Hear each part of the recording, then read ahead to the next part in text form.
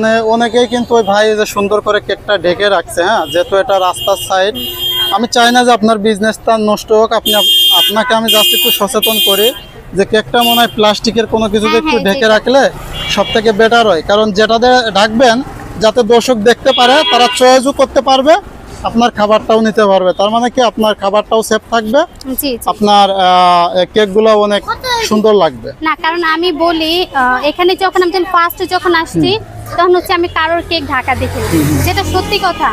তো হচ্ছে ফার্স্ট আমি হচ্ছে কেক সব ঢেকে রাখতাম। আপু কেকটা হয়তো ঢাকা দেখেন নাই, ঠিক আছে, কিন্তু মনে হয় ঢেকে রাখলে বেটার হয়। কারণ আপনি একজন সচেতন মানুষ, কারণ এটা খাবার, এটা সবাই খাবে।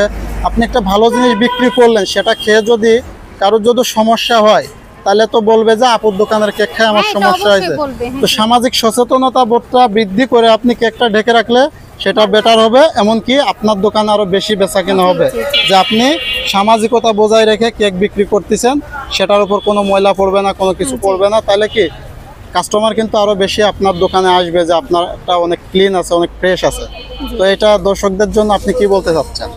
আমি হচ্ছে মানে আমার কাছে যারা আসে তা আমাকে অনেকেই বলে যে আপু আপনার সবগুলো কেক হচ্ছে ঢাকা থাকে, বাট হচ্ছে আরেক জায়গায় আমি পরিবেশ দেখে আমি চলে আসি আপনার কাছে, মানে এরকম কথা আমি শুনছি,